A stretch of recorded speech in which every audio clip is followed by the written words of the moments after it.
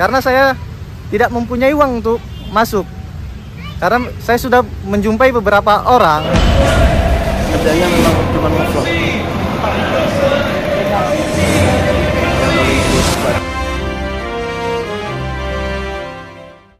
Assalamualaikum warahmatullahi wabarakatuh. Berjumpa kembali dengan Romli Pratama. Teman-teman sahabatku semuanya, gimana kabar kalian? Mudah-mudahan kalian semuanya baik-baik saja beserta keluarganya di sana.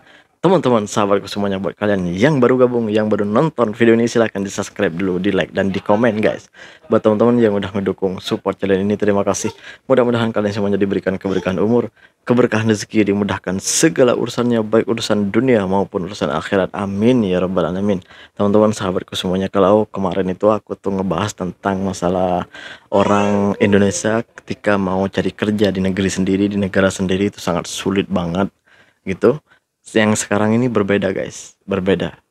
Kalau di Indonesia itu biasanya tuh orang-orang masyarakatnya gitu cari kerja itu sulit banget, udahlah sulit, harus kalau punya uang bolehlah dapat kerja gitu.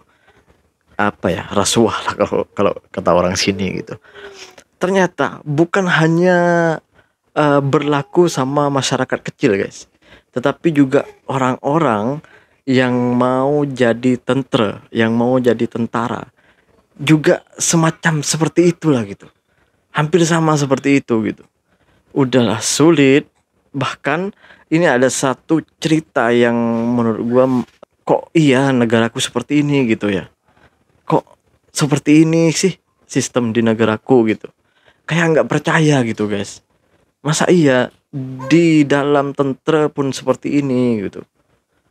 Kenapa bisa seperti ini? Kenapa nggak diperbaiki gitu? Ini dia videonya guys, agar lebih jelas guys. Ini dia. Assalamualaikum Ini dia, warahmatullahi guys. wabarakatuh. Nama saya Waalaikumsalam warahmatullahi Rizky Pohan, wabarakatuh. asal dari Sumatera Utara, Medan. Oh Medan, Saya dari Medan. sejak kecil bercita-cita menjadi tentara. Saya mulai seleksi pada tahun 2015. Saya sudah belajar, berarti jasmani, kesehatan semua sudah saya periksa dengan baik. Tetapi saya kalah dan tahun-tahun berikutnya saya seleksi. Dan terakhir saya seleksi lagi di tahun terakhir 2022.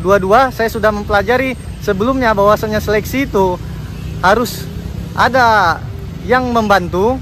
Akhirnya saya mencoba menghadap ke rumah pejabat, berkirim surat, berkirim pesan di Instagram pada pengamat militer juga saya berkirim, karena saya tidak mempunyai uang untuk masuk. Karena saya sudah menjumpai beberapa orang, pada nyatanya memang seperti itu. Saya sudah bertanya, banyak yang mau membantu saya, tapi ya bagaimana, karena memang saya tidak punya uang. Pada akhirnya saya ketemu orang yang mau membantu saya dengan uang yang sedikit, bagi mereka sedikit, tapi bagi saya sangat banyak. Mau tidak mau saya harus melakukan itu karena ini keinginan saya, cita-cita saya dari kecil.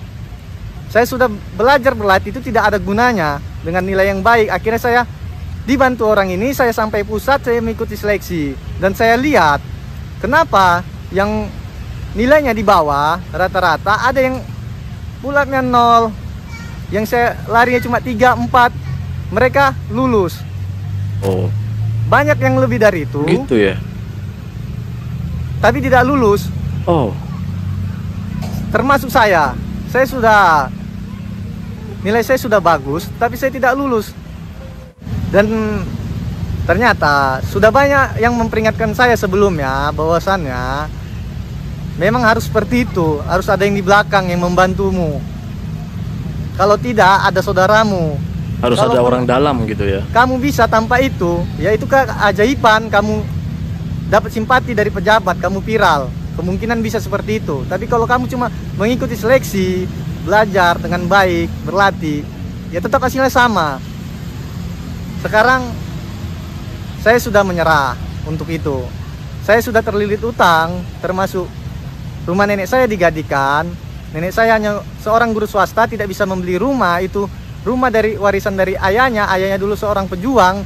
Akhirnya setelah kemerdekaan memilih jadi guru swasta, tidak bisa juga membeli rumah. Itu pun warisan dari orang tuanya. Jadi rumah itu hasil dari warisan.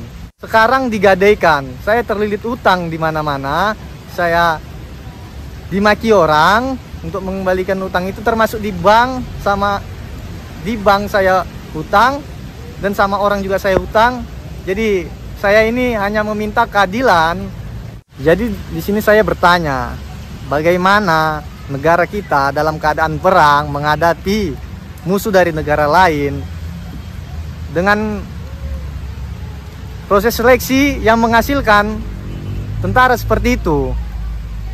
Kalau dari jasmaninya seperti itu, ya seleksi itu rangkaian dari jasmani, psikologi, tapi dengan seperti itu bagaimana? Saya bertanya untuk itu. Ini bertolak belakang dengan tujuan kita ya. Tujuan negara Indonesia didirikan itu bertolak belakang gitu. Kenapa gue bilang gitu? Ya gimana tentaranya mau hebat, mau bagus gitu. Kalau mau masuk tentara saja harus melibatkan orang dalam. Apalagi dengan harus punya uang. Artinya harus ya nyogok lah, harus rasuah lah gitu. Dari cerita abang ini sangat mengenaskan. Sudah bertahun-tahun sebenarnya kejadian seperti ini, bukan hanya di tempat di Medan ya yang diceritakan abang, tapi di berbagai tempat itu sudah banyak kejadian. Sudah banyak cerita-cerita seperti ini udah jadi cerita umum di masyarakat kita. Bahwasanya kalau mau masuk sampai-sampai di kampungku itu, kalau ketika ada anak muda gitu mau masuk tentara atau polisi sekalipun, itu orang-orang tua dulu itu bilangnya gini, alah mau masuk mau jadi tentara gimana, kalau anaknya orang tani itu nggak bisa jadi jadi tentara gitu, mau sehebat apapun kamu nggak akan masuk gitu. Banyak orang tua kita itu dulu bilangnya gitu guys. Jadi benar awalnya kami itu sebagai anak muda dulu nggak percaya. Ternyata benar, sekarang itu kami udah tahu, oh ternyata gini loh. Mau jadi tentara aja susah banget gitu. Jadi bukan susahnya untuk membuat nilai, memberikan nilai yang terbaik, tapi susahnya itu karena kita nggak punya uang untuk masuk ke sana. Jadi semuanya butuh uang gitu. Bukan uang untuk apa, tapi uang untuk membesarkan perut-perut mereka yang ada di sana, yang udah di atas sana gitu. Ini menyedihkan. Negara sebesar kita, negara sebesar Indonesia, yang katanya negara hukum, tapi aparat hukumnya semuanya datang dari keadaan yang seperti ini. Hal yang tak wajar sebenarnya. Negara sebesar kita, alih-alih mau jadi negara kaya, negara maju, kalau semuanya harus masuk memakai uang, bahkan tentara pun harus masuk pakai uang. Hebat kali ya.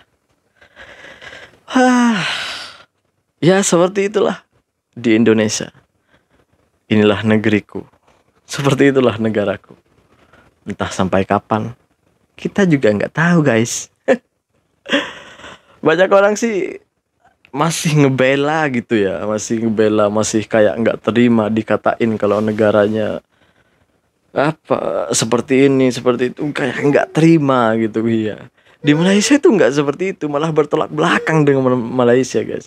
Di Malaysia itu yang dicari dalam tentara atau di polisi itu harus punya nilai yang bagus, badan bagus, nilainya bagus, larinya bagus, pokoknya semuanya harus bagus dari orangnya sendiri, bukan dari uangnya guys. Kalau di negara kita kan dari uangnya.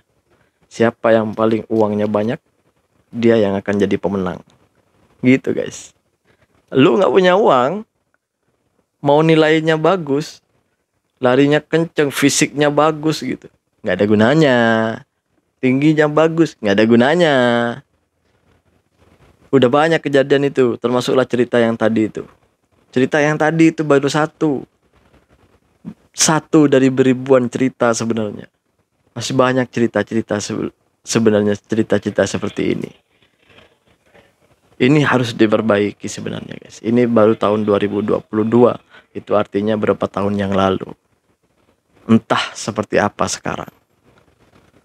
Yang mudah-mudahan bisa diubah itu semuanya, bisa tidak berulang lagi, agar tentara kita menjadi tentara yang hebat, yang bagus, yang kuat, bukan dari hasil sogokan atau bukan dari hasil rasuah masuk ke tentara.